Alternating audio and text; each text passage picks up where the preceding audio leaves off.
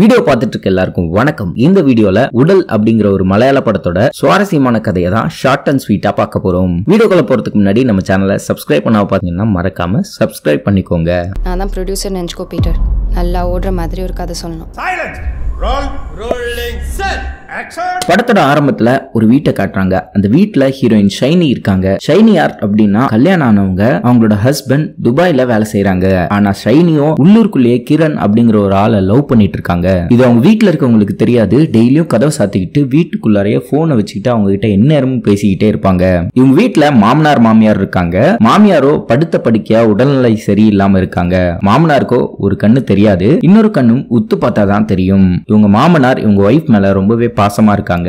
என்னதான் மாமியாரால சுத்தமா பேசவே முடியாது அப்படின்னாலும் அவங்களோட கண் அசைவுனாலையும் அவங்க கண்ணீர் கை அசைவு இதையெல்லாம் வச்சு அவங்க என்ன உணர்றாங்க, சந்தோஷமா இருக்காங்களா சோகமா இருக்காங்களா அப்படிங்கறத ஈஸியாவே கண்டுபிடிச்சிருவாரு. அந்த அளவுக்கு ரொம்ப பாசமா பாத்துக்கக்கூடிய ஆள். இந்த படுத்து படுக்கையா இருக்கக்கூடிய மாமியாரை பாத்துக்கிறதுக்கு 2 மாசத்துக்கு முன்னாடி ஒரு ஹோம் நர்ஸ் அப்படிங்கிறவங்கள அப்பாயிண்ட் பண்ணிருப்பாங்க.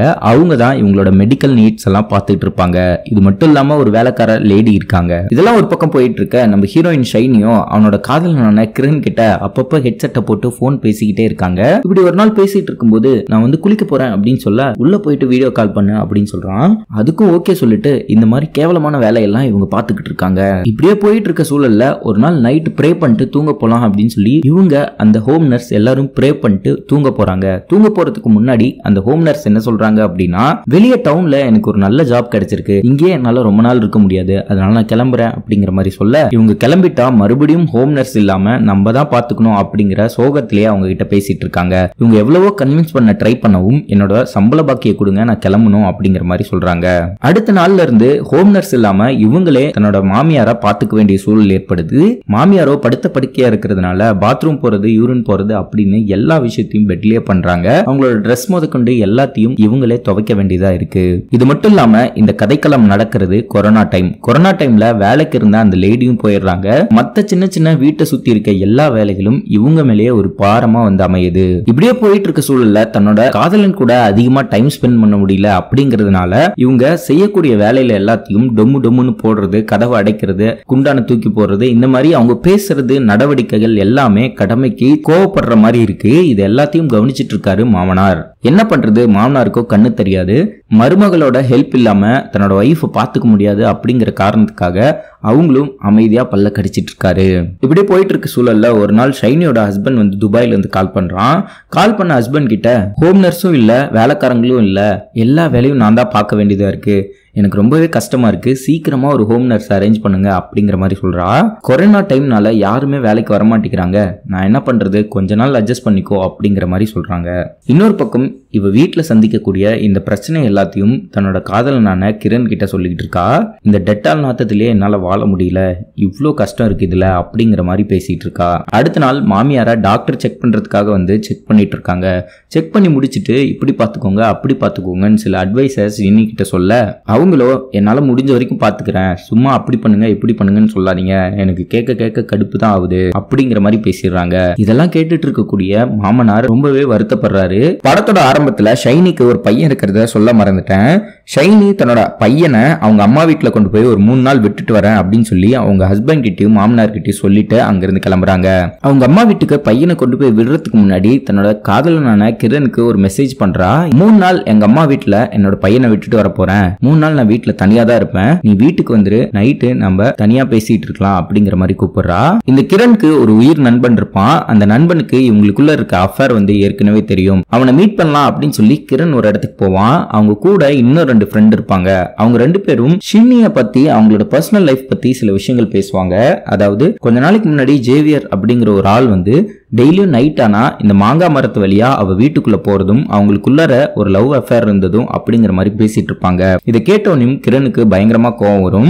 ஒரு பொண்ணை பத்தி இவ்வளவு பர்சனலா பேசுறது அப்படிங்கிற மாதிரி பேசுவான். ஆக்சுவலா இவன் கோவப்படுறதுக்கு முக்கியமான காரணம் கிரண் வந்து ஷைனியோட காலேஜ்ல ஜூனியரா இருப்பான், 2 வருஷம் ஜூனியர். ஆனா ஜூனியரா இருந்தாலும் ஷைனிய உயிருக்கு உயிரா லவ் பண்ணிருப்பான். இவனோட லவ் ரொம்பவே உண்மையா இருக்கிறதுனால அந்த பொண்ணை பத்தி யாராவது தப்பா பேசுறது வந்து இவனுக்கு சுத்தமா பிடிக்கல.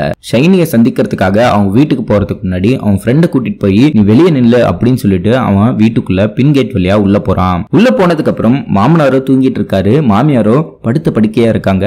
இதுதான் சரியான சூழல் அப்படின்னு சொல்லி இவங்க ரெண்டு பேரும் சந்தோஷமா இருக்காங்க. இந்த இடத்துல கிரண் என்ன சொல்றான் அப்படின்னா, உன் உடம்பெல்லாம் டெட்டால் நாத்து அடிக்குது, இந்த இடத்துல நீ இருக்கிறது எனக்கு ரொம்ப அருவருப்பா இருக்கு, நீ சீக்கிரமா உன்னோட ஹஸ்பண்டை விட்டு வந்துரு, நமக்கான உலகத்தை நம்ம உருவாக்கிக்கலாம் அப்படிங்கிற மாதிரி அவன் சொல்ல, ஷைனியும் நீ சொல்றது அவ்வளவு சுலபமான விஷயம் கிடையாது, நானும் ரொம்பவே இந்த வீட்டுல என் மாமியாரை பாத்துக்கிறதுல ரொம்ப அவதிப்பட்டு போயிருக்கேன், பேசாம என் மாமியாரை போட்டு தள்ளிட்டா இந்த பிரச்சனையில இருந்து ஈஸியா நம்ம தப்பிக்கலாம் அப்படிங்கிற மாதிரி சொல்றான். அப்படி மாமியாரை போட்டு தள்ளிட்டோம் அப்படின்னா என்னோட ஹஸ்பண்டும் துபாயில தான் இருப்பான், நான் பழைய ஷைனியா உன் கூட சந்தோஷமா இருக்க முடியும் அப்படிங்கிற மாதிரி ஒரு பிளான போடுறா. ஃபர்ஸ்ட் இது கேட்டவனையும் பயப்படக்கூடிய கிரண் ஒரு வழியா சரி பண்ணலாம் அப்படிங்கிற மாதிரி யோசிக்கிறான். சரி கொலை பண்ணிடலாம் அப்படின்னு சொல்லிட்டு கிரணும் ஷைனியும் மாமியாருக்குள்ள ரூமுக்குள்ள போறாங்க. கிரண் ஷைனி ஒரு டவல் எடுத்துட்டு போய் பாத்ரூம்குள்ள அதை நினைச்சு எடுத்துட்டு வரா. ஒரு பக்கம் கிரணும் ஒரு பக்கம் ஷைனியும் கழுத்துல போட்டு நெரிக்க ஆரம்பிக்கிறாங்க. அவங்க மாமியாரோ படுத்த படுக்கையா இருக்கிறதுனால யார்கிட்டயும் சொல்லவும் முடியாம ரொம்ப தழுதழுத்து போய் கண்ணுல இருந்து தண்ணி வர கொஞ்சம் கொஞ்சமா அவங்களோட உயிர் போகுது. இத பண்ணி முடிச்சிட்டு கிரணும் ஷைனியும் மறுபடியும் அந்த பெட்ரூம்குள்ளேயே போய் நிக்கிறாங்க. கிரண் ஷைனி ரொம்பவே கதறி கதறி அழுகுறா. அழுது முடிச்சிட்டு அந்த பெட்ல படுத்துட்டு இப்பதான் நான் வந்து கொஞ்சம் ரிலீவ்டா ஃபீல் பண்றேன், இவ்வளவு நாள் இவங்களை பாத்துக்கணும் அப்படின்னு சொல்லி என்னோட வாழ்க்கையே அழிச்சிட்டேன், கல்யாணம் ஆகி 4.5 வருஷம் ஆச்சு, இந்த 4.5 வருஷமும் இதே வேலையா தான் லைஃப் ஃபுல்லா இருந்திருக்கேன் அப்படிங்கிற மாதிரி பேசிட்டு இருக்கும் போதே கிரண் ஒரு கேள்வி கேட்கறான். உண்மையா அவங்க இறந்துட்டாங்களா, அது செக் பண்ணியா அப்படிங்கிற மாதிரி கேள்வி கேட்க ஷினிகோ என்னடா இப்படி சொல்ற, சரி வா போய் செக் பண்ணுவோம் அப்படின்னு சொல்லிட்டு இவங்க ரெண்டு பேரும் அங்க போய் பாக்குறாங்க. இவங்க கழுத்துல நெரிச்ச அந்த துண்டை அங்கேயே வச்சுட்டு வந்திருப்பாங்க. ஆனா அங்க பாடியில கழுத்துல எந்த விதமான துண்டுமே இருக்காது. இறந்துட்டாங்களா அப்படின்னு செக் பண்ணி பார்த்தா அவங்க இறந்துதான் இருப்பாங்க. யாருமே உள்ள வரல, யார் இந்த துண்டை எடுத்திருப்பா அப்படிங்கிற மிகப்பெரிய பயம் வரும். மறுபடியும் அந்த பெட்ரூமுக்கு வந்துட்டு கிரண் நீ இங்கேயே இரு, நான் போய் என் மாமனார் என்ன பண்றாரு அப்படின்னு பாத்துட்டு வந்துடுறேன் அப்படின்னு சொல்லி மாமனாரை போய் பார்த்தா மாமனார் கம்முன்னு படுத்து தூங்கிட்டு இருப்பாரு. மாமனாரும் தூங்குறாரு அப்படின்னா அப்ப அந்த துண்டு எங்க போயிருக்கும் அப்படின்னு சொல்லிட்டு மறுபடியும் மாமியார் இருக்க ரூம்ல வந்து பார்த்தா அந்த கட்டில கீழேயே அந்த துண்டு கிடக்கும். அதுக்கப்புறம் தான் ஷின்னிக்கு உயிரே வரும். படா துண்டு இங்கதான் இருக்கு, நம்ம தான் பயந்துட்டோம் அப்படின்னு சொல்லிட்டு மறுபடியும் பெட்ரூமுக்கு போய் துண்டு இருக்குடா அப்படின்னு சொல்லி கிரண்ட்ட சொல்லிட்டு மறுபடியும் இவங்க ஒண்ணு சேர்ந்து சந்தோஷமா இருக்காங்க. இந்த கொலையை பண்ணிட்டு காலையில எந்திரிச்ச உடனே இது ஒரு இயற்கையான மரணம் அப்படின்னு சொன்னா எல்லாரும் நம்பிடுவாங்க, ஏன்னா படுத்த படுக்கையா தானே இருந்தாங்க அப்படிங்கிற ஒரு பிளான்ல இவங்க ரெண்டு பேரும் ரொம்பவே நெருங்கி இருக்காங்க.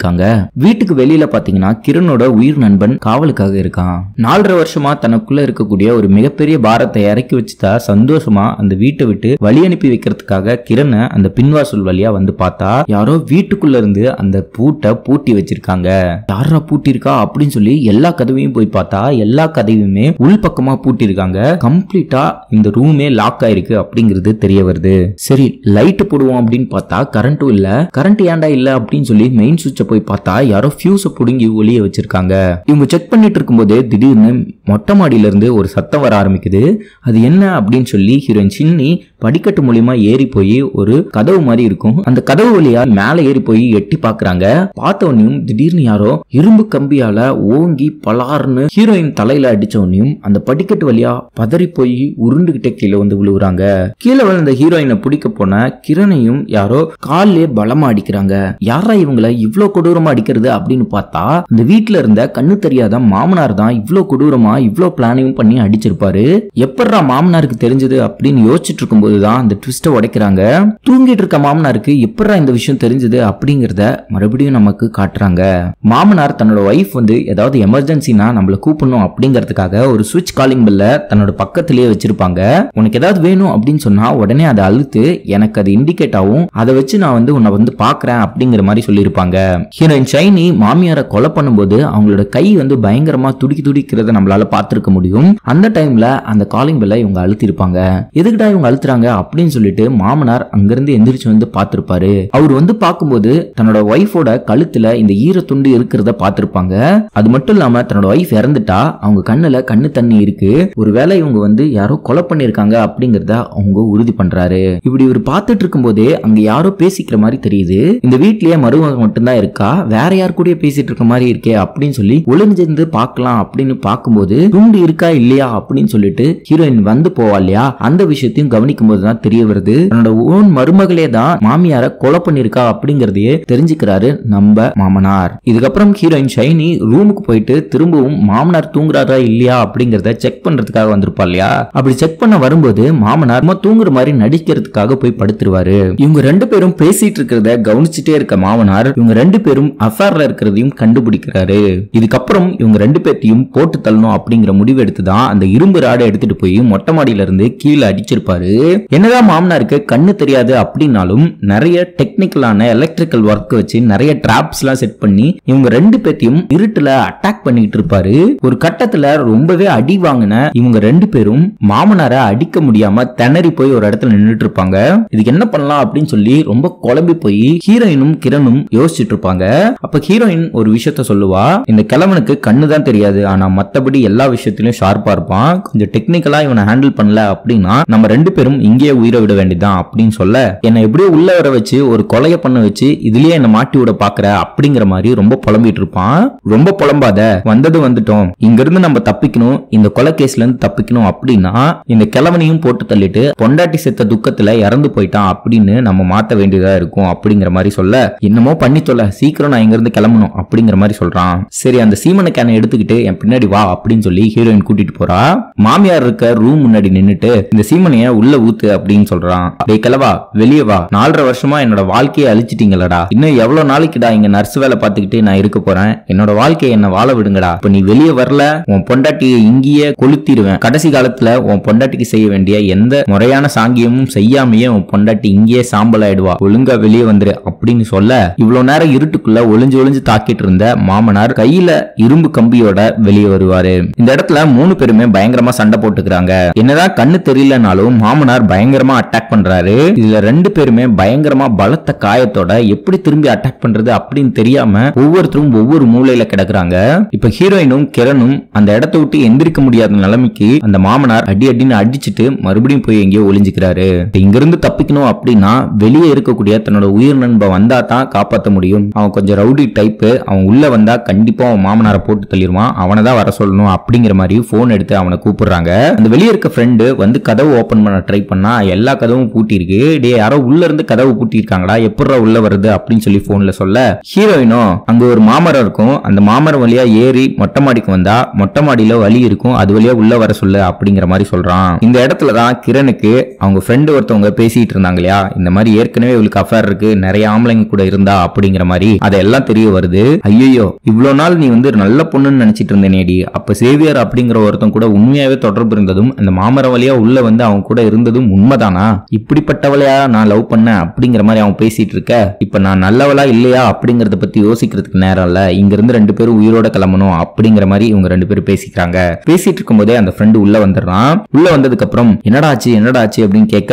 மாமனார் என்ன கொலை பண்ண வராண்டா அப்படிங்கிற மாதிரி சொல்லுவான். ஏடா இந்த கிழவனுக்கடா பயப்படுறீங்க அப்படின்னு சொல்லி கீழே இருக்கக்கூடிய கத்தி எடுத்துட்டு அவன் நெருங்கி போக ஆரம்பிக்க மண்ணனை வலிக்கு விட்டு அப்படியே இழுத்துட்டே போய் மாமனார் வச்சிருந்த ஒரு இரும்பு டிராப்ல கால் மாட்டி கீழே விழுந்துடுறான். இதுக்கப்புறம் கையில இருக்கக்கூடிய இரும்பு ராடை வச்சு அந்த மாமனார் அடி அடின்னு அடிச்சு அவனையும் அங்கேயே கொலை பண்ணிடுறாரு.